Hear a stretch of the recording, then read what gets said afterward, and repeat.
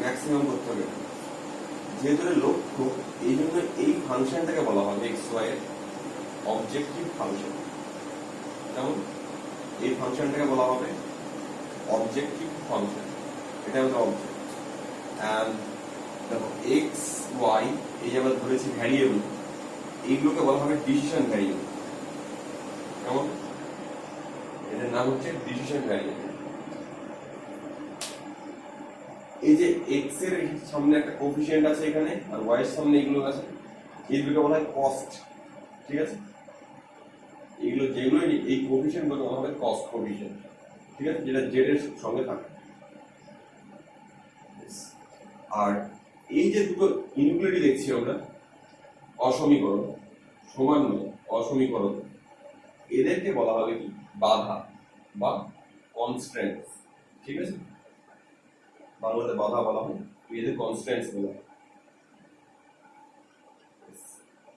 আমরা জেড এর ভ্যালুটা ম্যাক্সিমাম করব এই বাধা দুটোর উপর ডিপেন্ড করে।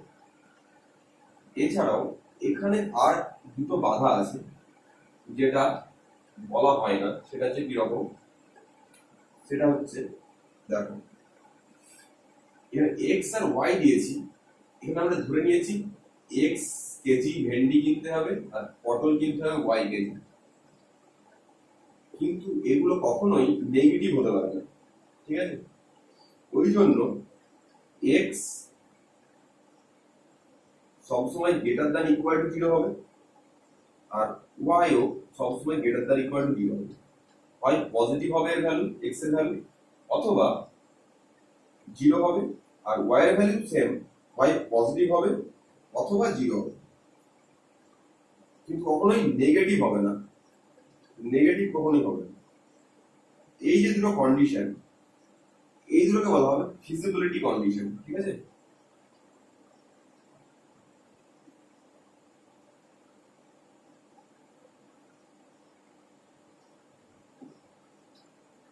এই দুটোকে বলা হবে ফিজিবিলিটি কন্ডিশন।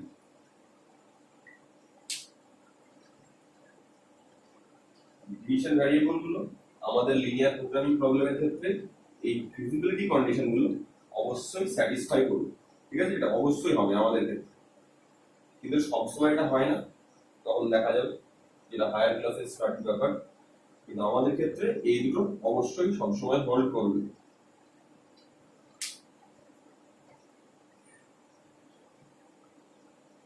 তাহলে এখানে টোটাল একটা, দুটো, তিনটে, চারটে বাধা আছে। ঠিক আছে, এই চারটে বাধার উপর ডিপেন্ড করে এই ভ্যালুটাকে ম্যাক্সিমাইজ করা হচ্ছে আমাদের প্রবলেম।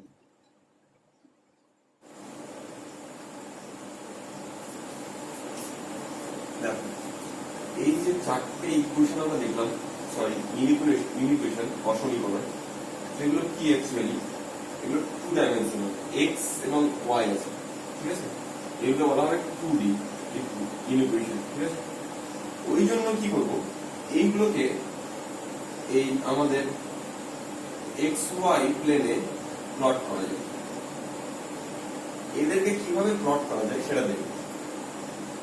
দেখো কিভাবে প্লট করা যায়।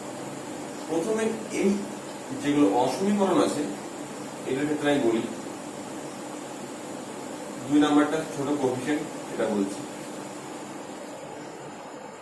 তারপরে এগুলো পরে বলছি। 3, 4, 2 এর ক্ষেত্রে বলি যে দেখো প্রথমে কি করব, এটা যেহেতু একটা সরলরেখার মতো ইকুয়েশন, প্রথমে x + y = 3 এই সরলরেখাটা এই প্লেনে বসাবো। দেখো x + y = 3, তার মানে x/3 + y/3 = হয়ে যাবে 1। সেই দাম সরলরেখা, তার মানে x অক্ষকে 3 তে ছেদ করছে, y অক্ষকেও 3 তে, তাহলে এইরকম টাইপের হয়ে যাবে সরলরেখাটা। কেমন? এখানে 0 বিন্দু আছে। এখন এই সরলরেখাটা তো ছিল না অ্যাকচুয়ালি, এর থেকে ছিল ছোট, তাহলে এই সরলরেখাটার উপর এখন এই সমানটাকে তুলে দিয়ে আমরা এই ইনইকুয়ালিটিটা দিয়ে দিচ্ছি, যা ছিল তাই। এবার দেখো এই 0 0 পয়েন্টটা এটাকে স্যাটিসফাই করে। 0 0 means x equal to 0 and y equal to 0। তাহলে আমরা যদি 0 যদি বসিয়ে দিই, 0 plus 0 less than equal to 3, that is 0 less than equal to 3। এটা ঠিক। 0 3 এর থেকে সবসময় ছোট বা সমান, ছোট, এটা স্যাটিসফাই করছে, এটা ঠিক রিলেশন। ওই জন্য কি হবে, এই যে সরলরেখা এই গোটা প্লেনকে দুই ভাগে ভাগ করে দিয়েছে, একটা এই পার্ট একটা এই পার্ট। দেখতে পাচ্ছি 0 0 বিন্দু যেহেতু এই অসমীকরণকে স্যাটিসফাই করছে, ওই জন্য এই দিকের পার্টটা হয়ে যাবে এর গ্র্যাপ বা এর সমাধান অঞ্চল। ঠিক আছে, কোন দিকে? এই দিকের পার্ট, এই সমীকরণের সমাধান অঞ্চল। কেমন? এই সমীকরণের সমাধান অঞ্চল হয়ে যাবে এই পার্ট, ওই দিকটা হবে। তার কারণ 0 0 বিন্দু বসালে পরে এটা স্যাটিসফাইড হচ্ছে, ওই জন্য এই পার্টটা হয়ে যাবে 0 0 এর দিকে। আরেকটা নাও তুমি, 3 নাম্বারটা নাও। x ফার্স্টে x ইকুয়াল টু 0, এটা কোন লাইন? আগে ইকুয়েশন সেট করব। x ইকুয়াল টু 0 হচ্ছে y অ্যাক্সিস, এটা কেমন? x ইকুয়াল টু 0, এবার y অ্যাক্সিস পেয়ে গেলাম, রেখাটা পেয়ে গেলাম। এবার কি আছে? x greater than equal to 0। এর ক্ষেত্রে কি করব? এর ক্ষেত্রে 0 0 বসালে 0 গ্রেটার দ্যান ইকুয়াল টু 0, দুটোই সমান, দুই স্যাটিসফাইড হচ্ছে। কিন্তু এই বিন্দু এই সরলরেখাটা পেয়েছে 0 0 দিয়ে, ওই জন্য এটা বোঝা যাচ্ছে না যে দাগটা কোন দিকে হবে।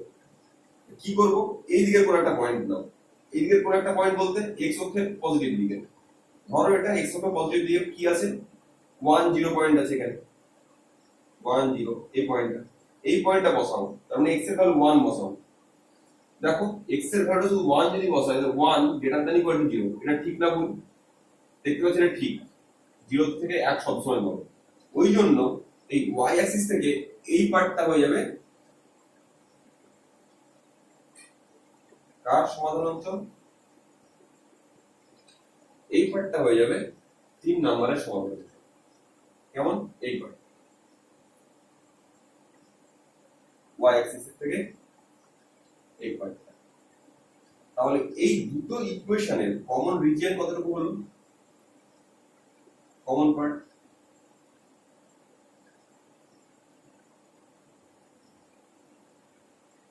এই দুটো বুঝে গেল? এটা হচ্ছে কমন পার্ট দুজনের। এরকম ভাবে 4 নাম্বার এবং 1 নাম্বার সবার কমন পার্টটা বের করতে। কেমন? প্লট করে দেবে। এভাবে অসমীকরণগুলিকে গ্রাফে প্লট করা যায়। বোঝা গেল?